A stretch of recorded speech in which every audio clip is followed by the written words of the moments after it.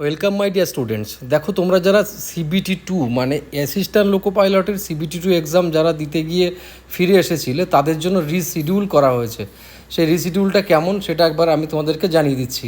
দেখো, এক্সাম যেটা 19/3 আর হচ্ছে 20/3 যে এক্সাম ডেট ছিল অ্যাসিস্ট্যান্ট লোকো পাইলট CBT-2 এর এক্সাম, তার রিভাইজ ডেট যেটা করা হয়েছে 2/5/2025 আর 6/5/2025, মানে 2 তারিখে আর 6 তারিখে। এবার কিছু কথা কিন্তু আরআরবি বলেছে, সেই কথাগুলো দেখো। All candidate who are schedule on 19/03/2025 first shift excluding those who complete their exam, যারা এক্সাম দিয়ে ফেলেছিল কিছুজন, তাদের কিন্তু আর এক্সাম দিতে হবে না। ঠিক আছে, এবার কথা হচ্ছে যে all candidate who are schedule 19/03 মানে 19/3/2025 সেকেন্ড শিফট এবং 20/3/2025 ফার্স্ট শিফট যাদের ছিল তাদেরই কিন্তু এক্সাম রিশিডিউল করা হয়েছে। এবার কথা হচ্ছে যে the reporting time candidate at the examination enter is 07 মানে 7:30 পৌঁছতে হবে, আর 7:30 ফার্স্ট শিফটের জন্য, সেকেন্ড শিফটের জন্য 12:30 পৌঁছতে হবে।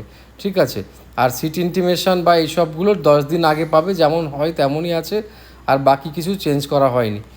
এখন কিছু প্রশ্ন ইন দিস কানেকশন উঠবে, সেটা হচ্ছে যে এই যে ডেটটা যে অ্যানাউন্সমেন্ট করা হয়েছে, টাইম এখনও আছে, কিন্তু যারা আগে টিকিট কেটে যারা এলপি CBT-2 এক্সাম দিতে গেছিলো, তাদের কি টাকা ফেরত দেওয়া হবে? প্রশ্ন নম্বর এটা। পরে এই যে 1 মাস বা এতদিন দেরি হলো, তার ফলে স্টুডেন্টের যে অনেক রকমের প্রবলেম তাদের হয়েছে, বিভিন্ন রকমের প্রবলেম হয়েছে, তো তার দায়ও তো কিন্তু রেলওয়ে বোর্ড নিচ্ছে না। তাহলে এটা একটা মানে রেলওয়ে বোর্ডের দোষের জন্য স্টুডেন্টরা কিন্তু ফেস করলো এত বড় ঘটনা। তো প্রশ্ন এখানে উঠছে যে সব কিছু স্টুডেন্টদের পক্ষে যায় না, কারণ সেই যে যারা খরচ করে বাইরে গেছে তাদের কি হবে। তো এখন যেটা বড় বিষয় দেখা, সেটা হচ্ছে যে এই যে সিট ইন্টিমেশন যেটা দেবে 10 দিন আগে, সেটা কোথায়, সেটা কিন্তু সবথেকে বড় প্রশ্ন। যদি হোম সেন্টার হয় তো ওয়েল অ্যান্ড গুড, খুব ভালো, আর যদি আবার দূরে গিয়ে পরীক্ষা দিতে হয়, স্টুডেন্টদের ভোগান্তির কিন্তু শেষ নেই। ওকে, বেস্ট অফ লাক।